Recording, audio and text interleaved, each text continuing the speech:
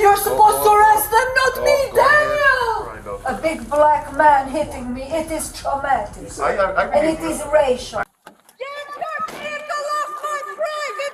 Ma'am, stop yelling! Stop yelling!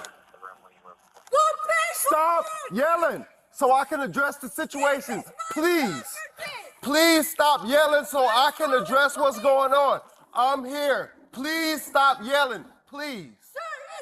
Okay, I understand that. Well, please stop yelling. Please stop yelling. Okay, can you see me? Can you please stop yelling? I'm gonna report you for police misconduct. Stop yelling. Man, I'm telling you something, man. She's not going to jail. She don't pay, and she's not going to jail for terroristic threats. Close the window, ma'am. No, she's drunk.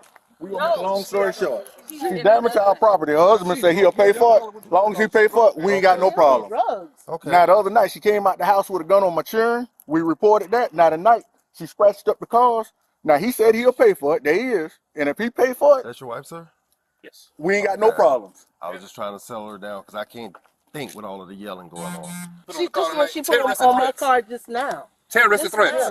Yeah, I told you the other night. She told us Right here. Yeah, I see the scratching on that one. And right up here. She keyed my car.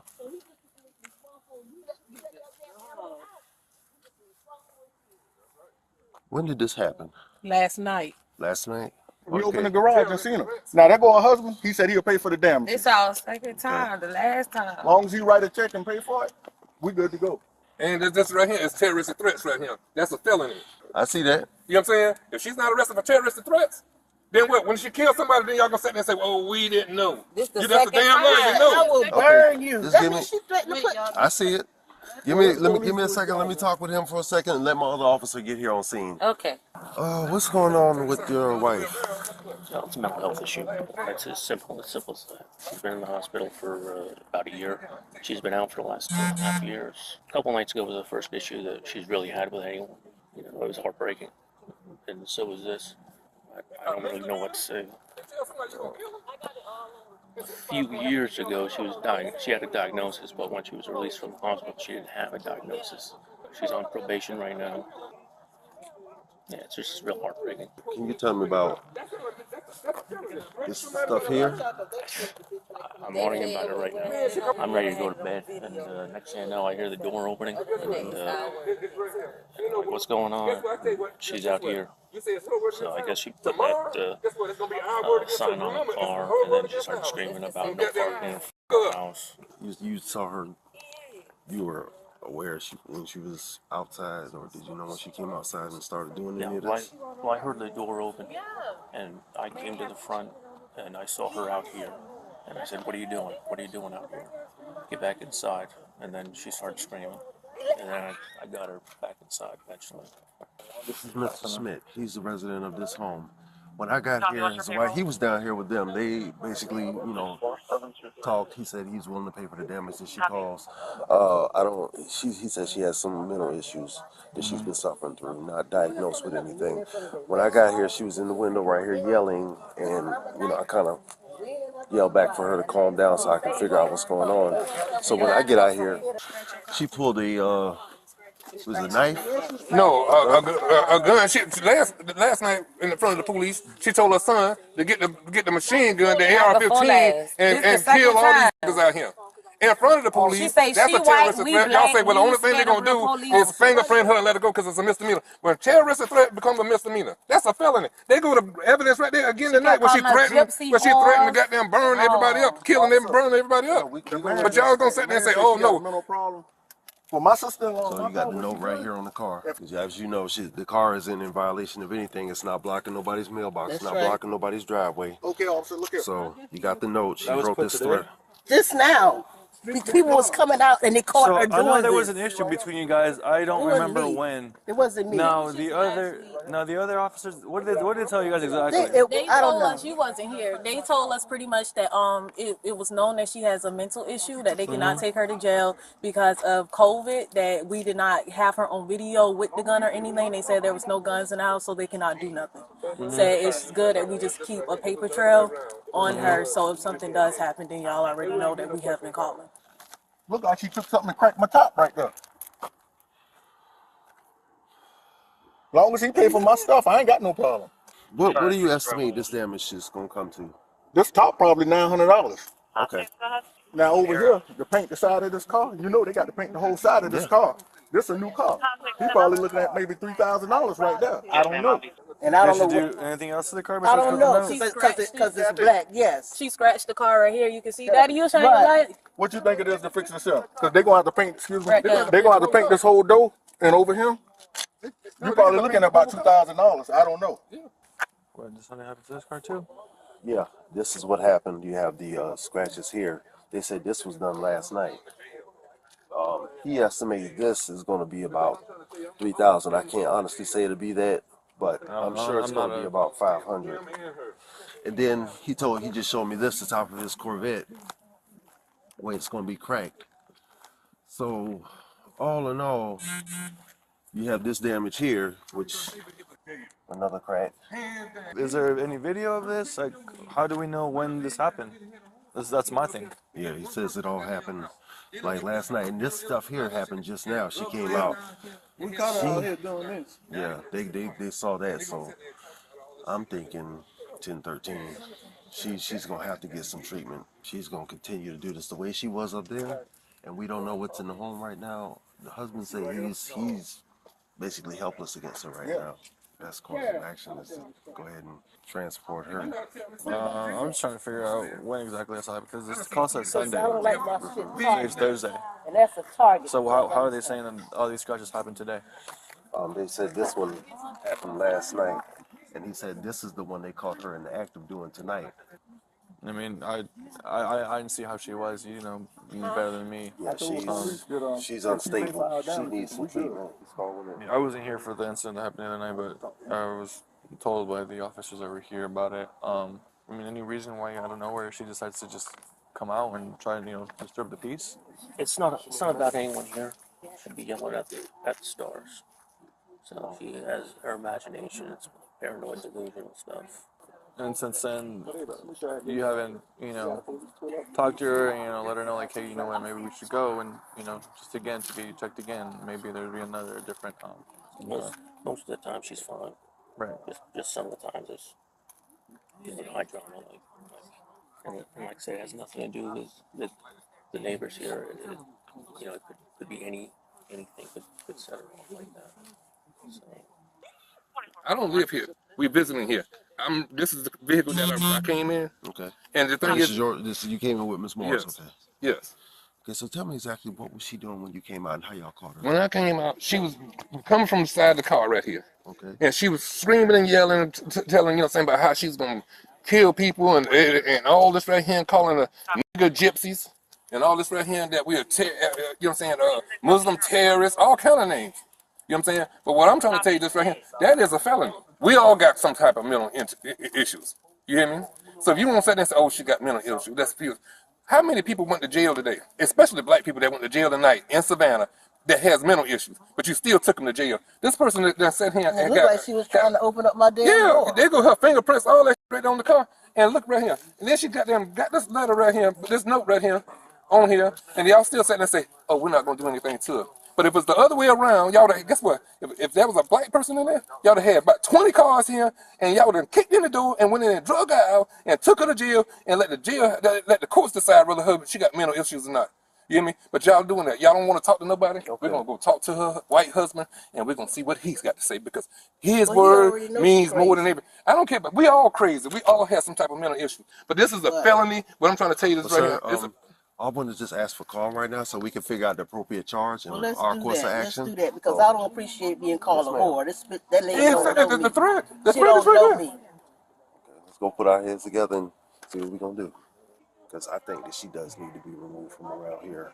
At the very least, that'll get them settled back down to where they can think rationally instead of just saying, oh, we believe in the white person over the black people, over what actually happened. So yeah, let's go ahead and get on that. She went in the house, she came out, said, I'm going to kill you. Said, I'm going to get my gun. I had 2 minor children sitting on my vet right there. She went in the house and came back out. He had to grab her and pull her back in the house. But when the police came, they said, "Oh, that's a misdemeanor." You don't play with Yeah. Mr. Smith, could you show us where your wife is at in the house? Yes.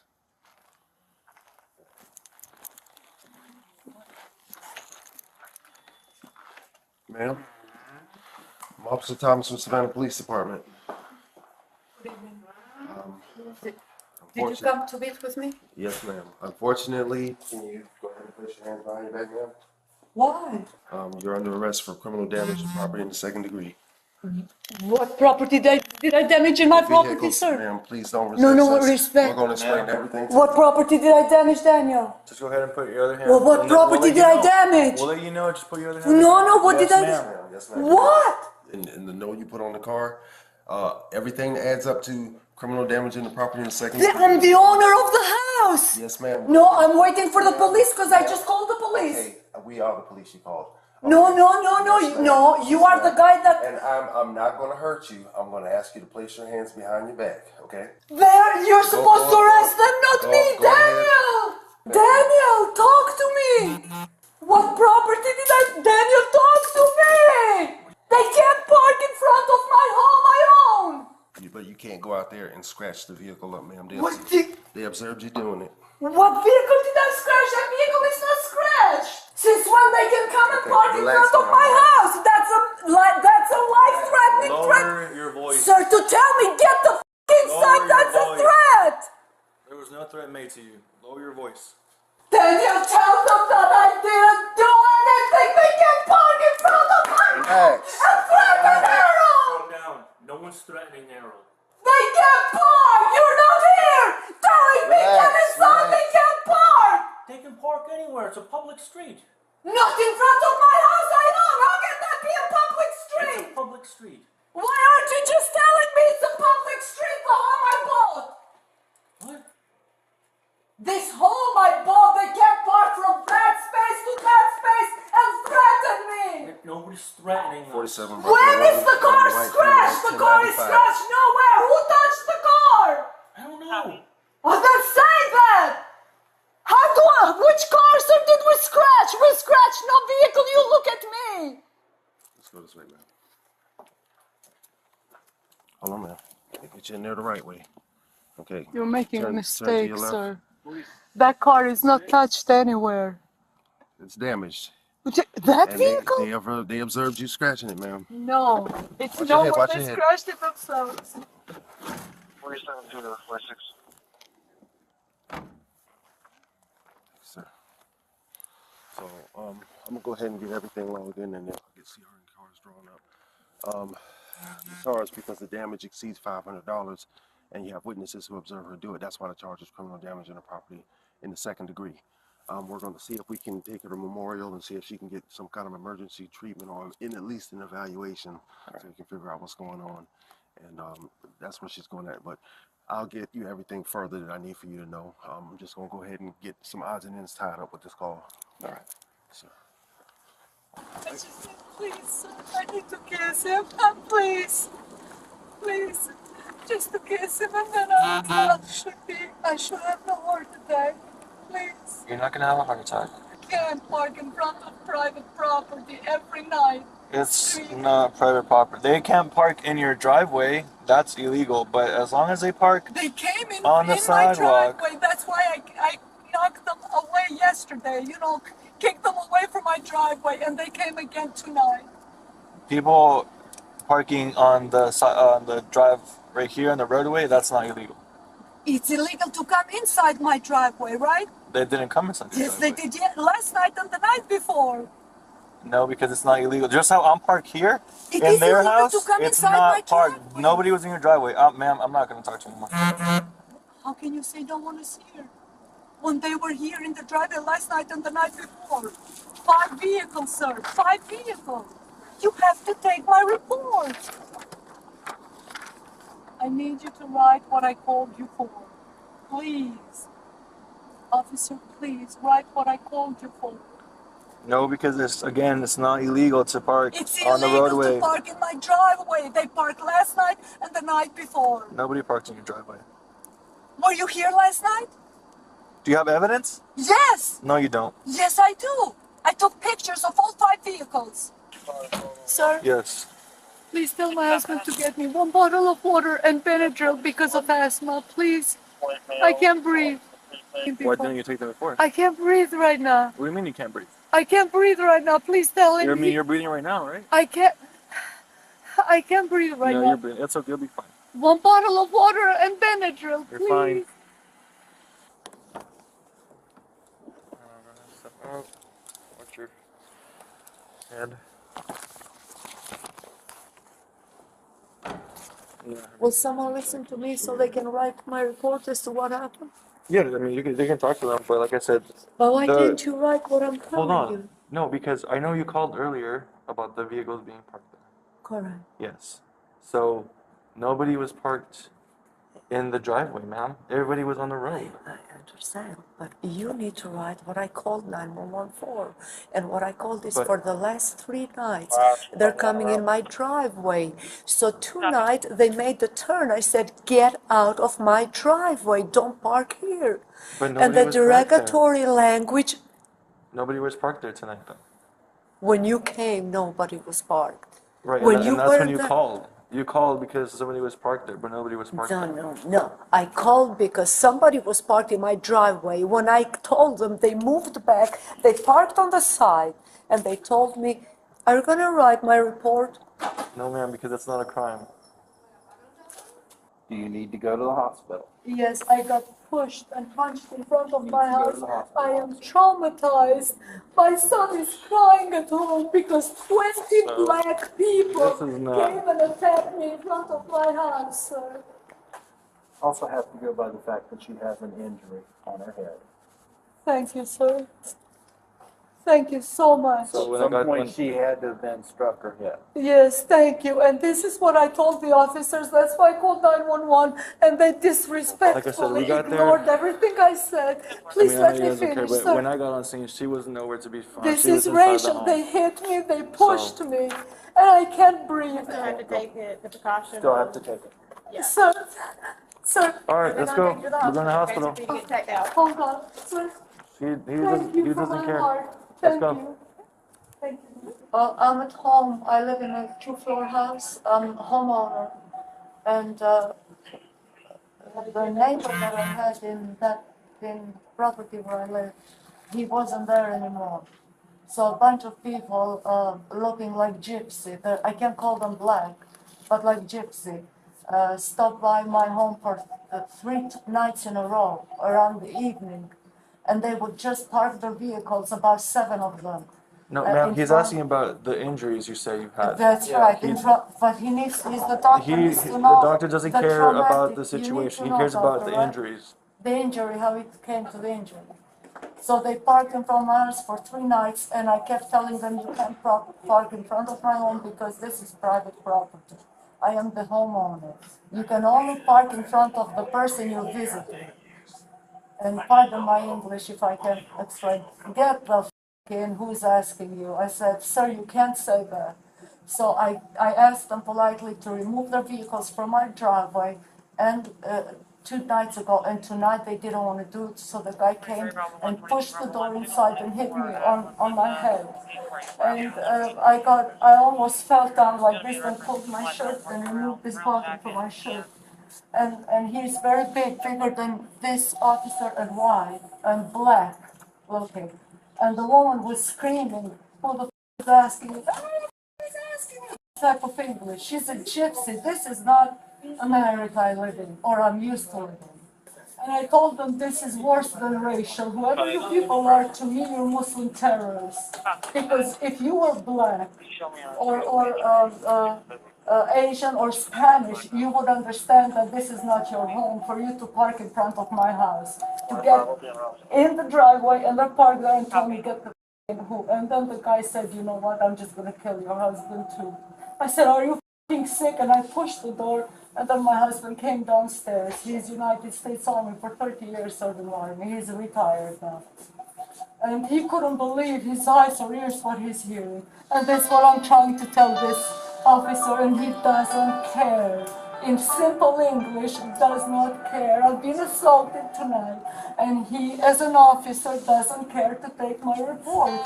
and I can't breathe. Okay, hold on 1 second, okay? Shell, you're not having an allergic reaction? Another thing that I can say is your pupils are kind of really small, so I don't know if you've been drinking earlier or something, or you took something. I'm not saying, huh? I got assaulted. Well, that could be, okay, the reaction from the adrenaline. Okay, that could be. All right. Reaction from head injury. But not traumatic brain injury. Yes, it is very traumatic. All right, love. A big black man hitting me, it is traumatic. And it is racial. And it's gonna be very scary. It is non-American. Let's be real for a second. We all value our privacy. But what we are witnessing in this footage is not merely a dispute over parking.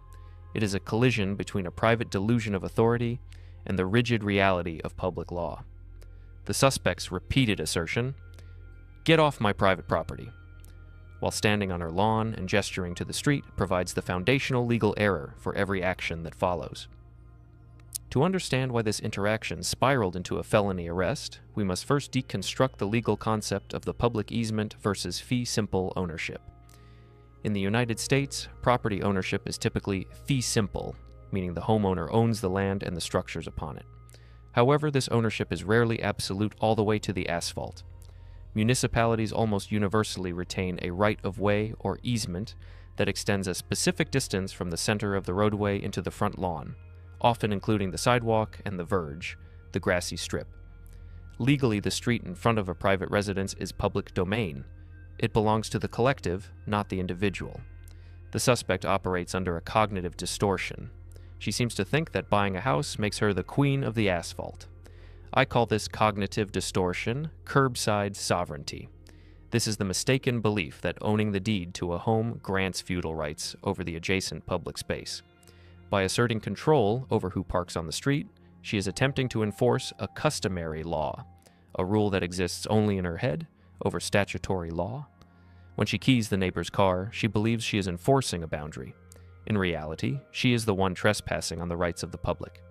This distinction is critical because it establishes that her aggression was not defensive, protecting her land, but offensive, claiming public land. We must scrutinize the specific charge here: criminal damage to property in the second degree. In Georgia, where this incident occurred, this charge is a felony if the damage exceeds $500. This is the pivotal legal threshold that the suspect and her husband fail to grasp. The husband's repeated attempts to write a check, he said he'll pay for it, reveal a profound misunderstanding of the difference between civil liability and criminal culpability. Honestly, you almost have to feel bad for Daniel here. He's standing there with his checkbook, just desperate to make this nightmare end, but unfortunately, he views the incident as a tort, a civil wrong that can be remedied with financial restitution. He believes that if he restores the victim to their original state financially, the problem disappears. However, the police are investigating a crime against the state. The husband's offer to pay is devastating to the defense because it essentially stipulates to the actus reus, or the guilty act. By offering money, he is confirming the physical act of scratching the paint actually happened, but the real nail in the coffin is the mens rea, or the guilty mind. This refers to the intent to cause damage or the maliciousness of the act. Note the timing: the damage was inflicted under the cover of darkness. She did not scratch the car in broad daylight as a form of protest. She did it furtively. In a court of law, this furtiveness is evidence of consciousness of guilt. A person who believes they are legally in the right usually acts openly. A person who knows they are committing a crime acts in the shadows. By trying to hide her actions, she effectively proves she knew they were wrong, dismantling any potential defense of insanity or confusion. The vocabulary the suspect uses is not accidental. It is a window into her psychological categorization of the world. Her use of terms like gypsies, Muslim terrorists, and thugs to describe her neighbors is a textbook example of dehumanization and projection. This is what we call territorial narcissism. It is a specific manifestation where the individual's ego is geographically extended. The home is not just a shelter, it is an extension of the self. Therefore, an incursion into the territory, even the public street in front of it, is perceived as a direct physical assault on the narcissist's body. To a rational observer, a parked car is a minor inconvenience. To her, it's basically an act of war. This explains the disproportionate rage. Furthermore, we see the psychological mechanism of projection. The suspect is the one terrorizing the neighborhood with threats of arson and firearms. She is the one destroying property. Yet she labels the victims terrorists. This inversion serves a protective function for her ego. If she admits she is the aggressor, her self-image as a good, law-abiding homeowner collapses. To maintain the good person fallacy, the belief that she is inherently good despite her bad actions, she must transform the victims into monsters. If they are terrorists, then her keying of the car becomes a heroic act of defense rather than a petty act of vandalism. We must also distinguish between two types of aggression here. First, there is reactive aggression, which is impulsive, emotional, and often regretful, like punching a wall in a moment of anger. However, the suspect displays instrumental aggression. This is calculated and goal-oriented, like keying a car specifically to force someone to move. This type of aggression is harder to defend in court because it implies premeditation. She didn't just snap, she strategized.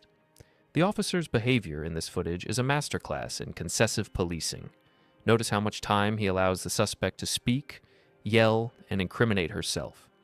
A less experienced officer might have engaged in a shutdown tactic immediately, ordering silence or putting her in handcuffs the moment she became disorderly. But this officer, he is playing chess while she is playing checkers.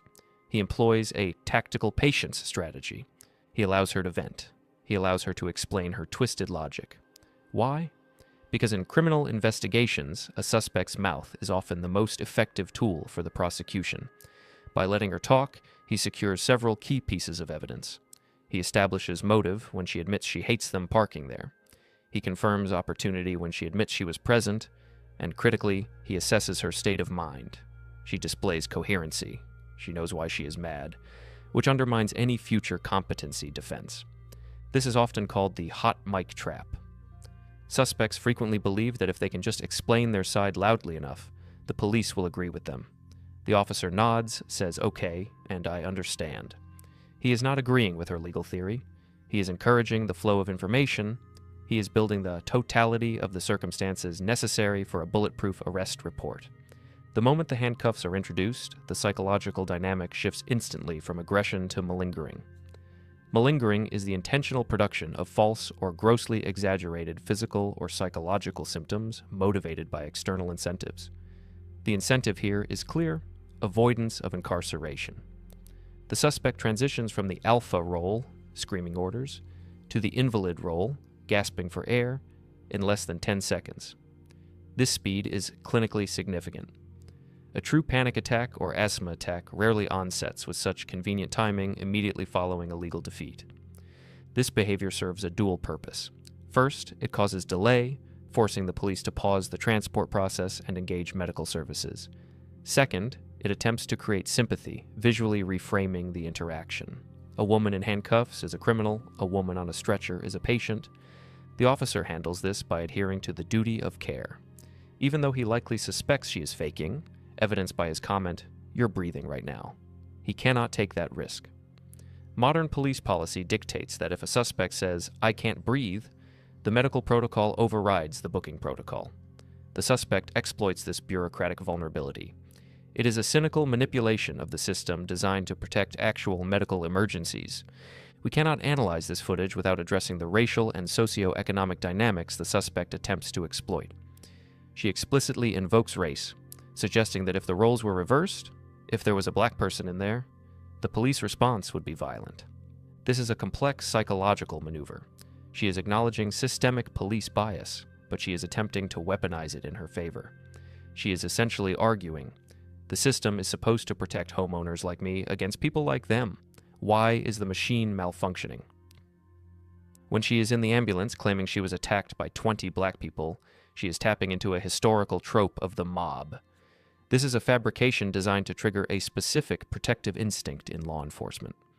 It is an attempt to override the physical evidence, the scratches on the car, with a social narrative, the vulnerable woman versus the dangerous mob. The fact that she resorts to this lie so quickly suggests it is a pre-existing bias she holds, ready to be deployed when her dominance is challenged. To truly appreciate the gravity of the suspect's errors, we must look at the counterfactuals. Hypothetical A, the silent suspect. What if she had remained inside her house and refused to answer the door? Without the suspect's presence, the police would have had the victim's statement and the scratches.